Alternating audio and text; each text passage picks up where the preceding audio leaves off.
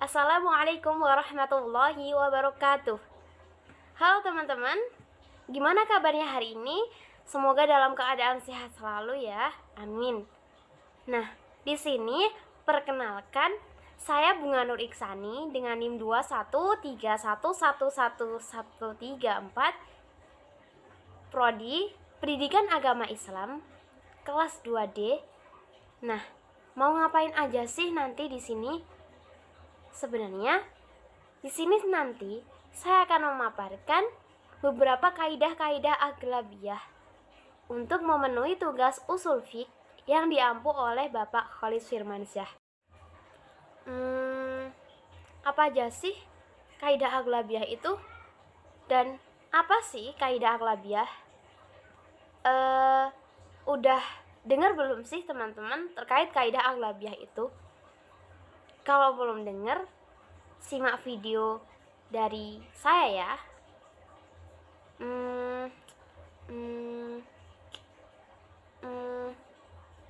Apa aja sih kaidah aghlabiyah itu? Terus kaidah aghlabiyah itu kaidah apa? Nah, bagi kalian yang belum tahu, wajib banget untuk tonton video kali ini. Oke? Jangan lupa simak videonya ya guys. Jadi gini, dengerin. Jadi kaidah aghlabiyah itu merupakan suatu kaidah yang memiliki cakupan furu' yang sangat luas, tetapi tidak seluas cakupan kaidah al-asasiyah gitu.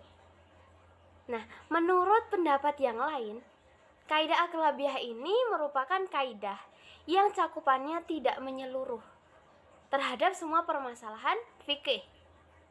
Meskipun merupakan atau mencakup beragam persoalan, namun kaidah-kaidah ini terdapat banyak pengecualian. Seperti itu ya teman-teman. Jadi, apa itu kaidah aghlabiyah?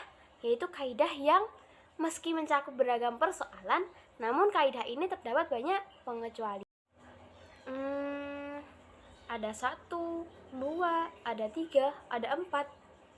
Wah, ada 4 kaidah. Kalau yang kemarin itu kaidah kubro, itu berjumlah 5 kaidah. Tetapi sekarang kaidah aghlabiyah yang berjumlah 4 kaidah. Nah, untuk apa saja kaidahnya? Tetap disimak ya videonya, oke?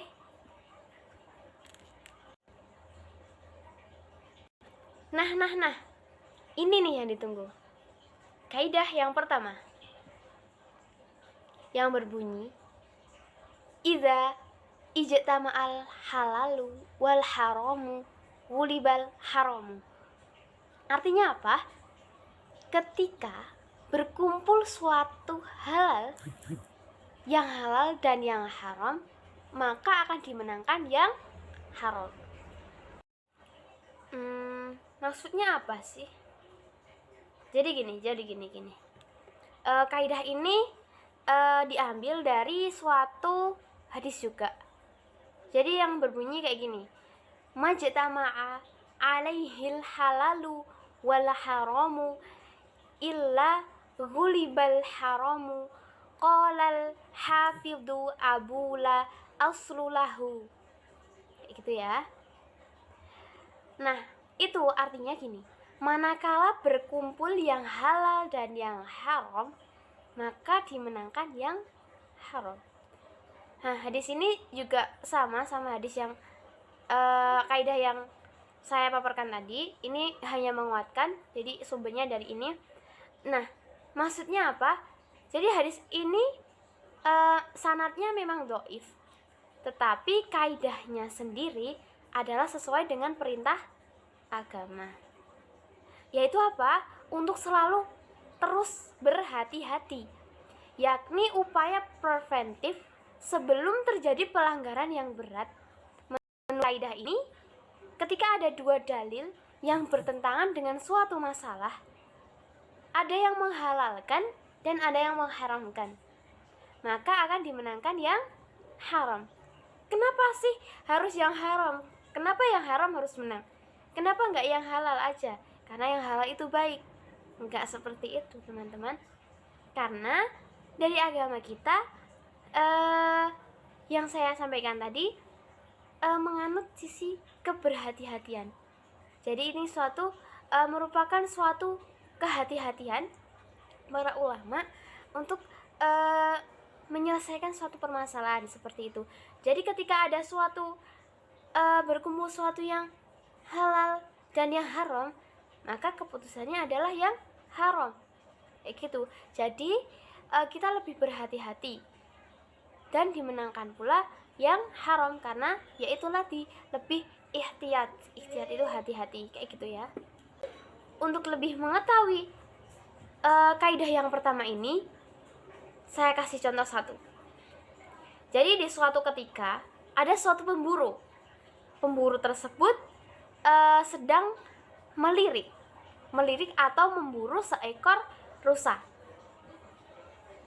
Nah, kenapa sih harus memburu seekor rusa? Ya itu tadi, mau memburu. Jadi suatu pemburu tadi akan memburu seekor rusa.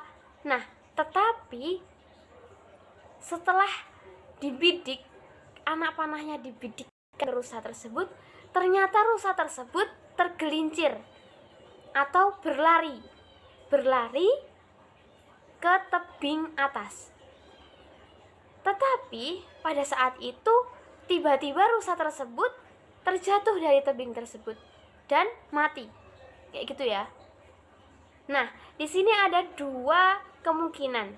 Yang pertama itu rusa tersebut mati karena ditembak atau terkena panah pemburu tersebut. Kemungkinan yang kedua apa? Kemungkinan yang kedua yaitu rusa tersebut mati karena tergelincir ke jurang. Nah, di sini ada dua kemungkinan. Ketika dua kemungkinan tersebut disatukan, memiliki kaidah yang berbeda. Ketika rusa tersebut dimakan, itu bisa diharamkan. Karena apa? Karena rusa tersebut mati karena tergelincir. Maka pemburu tersebut dilarang memakannya. Untuk yang kedua tadi rusa tersebut dihalalkan untuk dimakan. Karena apa? Karena alasannya rusa tersebut mati dengan anak panah atau busur yang ditembakkan kepada rusa. Nah, ketika dua hukum ini disatukan, maka yang dimenangkan itu yang haram. Untuk lebih hati-hatinya, pemburu tersebut dilarang atau diharamkan untuk memakan rusa tersebut. Nah, jadi seperti itu ya untuk contoh kaidah pertama. Oke, lanjut ke kaidah yang kedua. Bunyinya kayak gini. Tasarruful imami ala ra'iyati manutun bil maslahati. Artinya, suatu tindakan pemimpin atau seorang imam terhadap rakyatnya harus dikaitkan dengan kemaslahatan. Nah, apa sih sumber dari kaidah yang kedua ini? Ada suatu hadis yang berbunyi kayak gini. Kullukum ra'in wa kullukum mas'ulun an ra'iyatihi.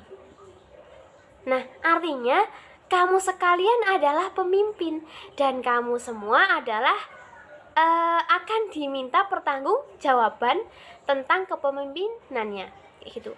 Nah, kaidah ini dijadikan acuan para pemimpin atau pemerintah dalam mengambil kebijakan-kebijakan yang berkaitan dengan rakyatnya. Sebagai pemegang amanat tertinggi, para pemimpin diharapkan mempertimbangkan kemaslahatan rakyatnya dalam menentukan kebijakan. Kayak gitu. Dan memahami kaidah yang kedua, aku ada contoh dua. Yang pertama contohnya kayak gini. Di saat pandemi ini, pemerintah menetapkan pembatasan pemberangkatan haji. Karena apa? Karena terjadi corona ini ya. Nah, itu merupakan suatu kebijakan dari pemerintah. Itu bukan semata-mata kebijakan, tetapi juga mempertimbangkan kemaslahatan umat atau mempertimbangkan kemaslahatan rakyatnya. Karena apa? Karena supaya virus COVID tidak menyebar semakin luas dan meminimalisir korban COVID-19. Kayak gitu. Kemudian contoh yang kedua, seorang pemimpin perusahaan tidak boleh mem-PHK karyawannya tanpa ada alasan yang jelas. Jadi seorang pemimpin itu tidak boleh sangat otoriter dan egois kepada karyawannya dengan mem-PHK secara tiba-tiba. Karena apa? Karena itu nanti bisa memengaruhi karyawan lainnya yang dapat mengarah kepada kegoncangan perusahaan. Seperti itu. Kemudian, kaidah yang ketiga berbunyi al-muta'addi afdalu minal qasir. Artinya, setiap perbuatan atau perbuatan yang mencakup orang lain itu lebih utama daripada perbuatan yang hanya terbatas pada diri sendiri. Nah, kaidah ketiga ini juga dikuatkan pada hadis riwayat Muslim yang berbunyi man za'a ila hudan kana lahu minal ajri mitlu ujuri man tabi'ahu la yankusu dzalika min ujurihim syai'an. Artinya, barang siapa yang memberikan petunjuk kepada kebaikan, maka ia akan mendapatkan pahala seperti pahala orang yang mengikuti ajarannya atau mengikuti ajakannya tanpa mengurangi pahala sedikit pun juga darinya. Hadis ini sangat luar biasa. Sampai Imam Syafi'i pun juga menjelaskan, menyatakan bahwasannya lebih utama menuntut ilmu fikih, ilmu syar'i seperti ilmu fikih, ilmu Quran, ilmu tafsir dan sebagainya daripada sholat sunnah. Karena apa? Karena sholat sunnah itu pahalanya hanya terhenti kepada diri sendiri, hanya terhenti kepada orang yang melaksanakan sholat sunnah tersebut. Tetapi apa? Tetapi untuk yang mengajarkan ilmu, yang menuntut ilmu dan mengajarkannya, pahalanya tidak terhenti sampai dirinya saja, tetapi juga kepada orang-orang yang melaksanakannya dan mengajarkan kembali ilmu tersebut. Jadi ketika kita melakukan suatu kebaikan,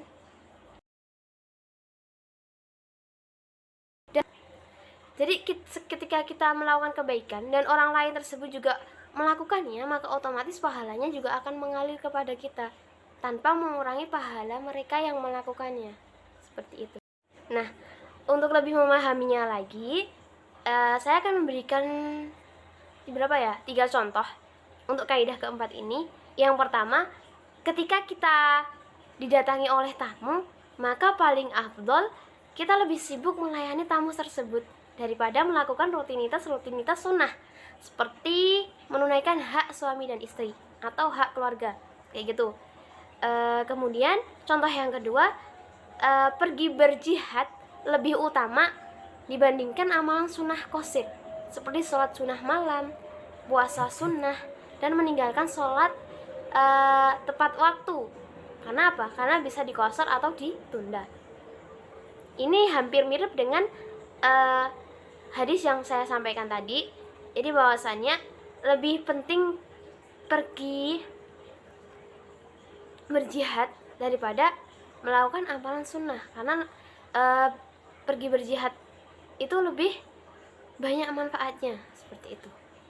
Nah, untuk contoh yang terakhir itu ketika datang seorang yang meminta bantuan, atau saat itu adalah waktu mengajarkan ilmu kepada orang yang tidak paham.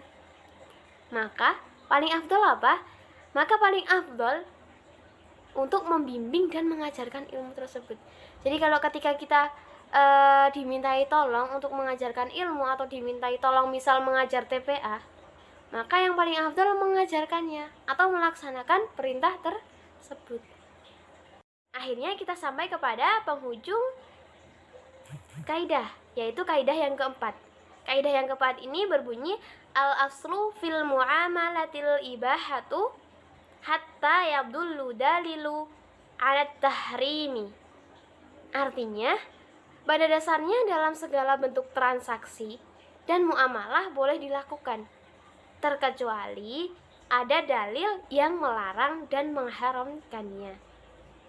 Kemudian di dalam hadis untuk yang menguatkan sumber kaidah dari yang menguatkan kaidah keempat ini, saya ambil dari hadis yang berbunyi antum a'lamu bi amri dunyakum.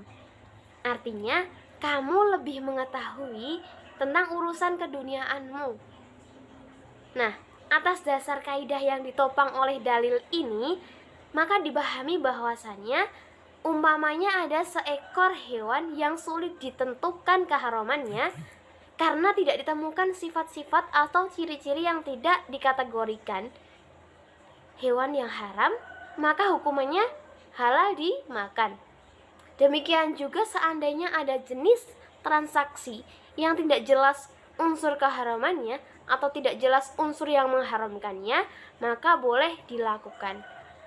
Untuk lebih mengetahui kaidah yang keempat ini, saya akan memberikan dua contoh.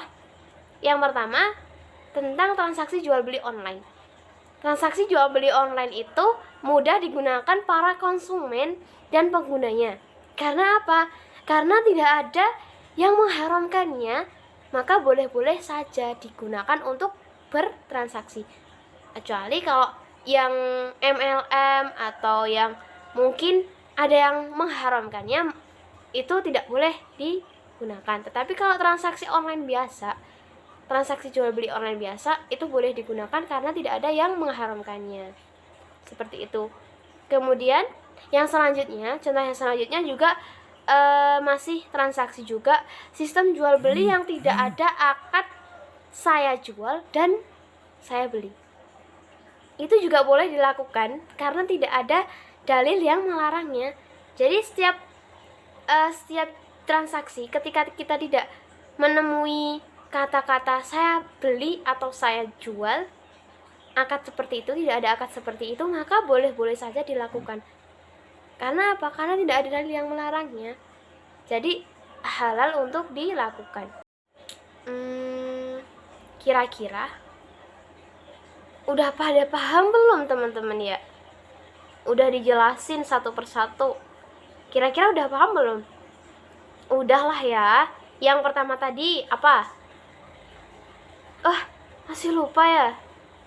Oh iya, kalau masih lupa, jangan lupa diulang-ulang lagi ya teman-teman videonya. Jadi, kaidah aghlabiyah itu ada 4. Itu ada 4, jangan lupa dihafalin ya teman-teman. Alhamdulillah, kita akhirnya sudah mencapai penghujung video kali ini. Semoga yang saya sampaikan bermanfaat untuk teman-teman semua. Dan jangan lupa kaidah-kaidah aghlabiyah tersebut dihafalkan dan diterapkan di dalam kehidupan sehari-hari. Seperti itu. Saya pamit undur diri, kurang lebihnya saya mohon maaf. Sebelum saya tutup, saya ada pantun. Jalan-jalan ke pasar raya, jangan lupa membeli bakso. Terus apa ya? Lupa. Udah gitu aja. Terima kasih. Akhirul halam. Wassalamualaikum warahmatullahi wabarakatuh. Jazakumullahu khairan kasiran.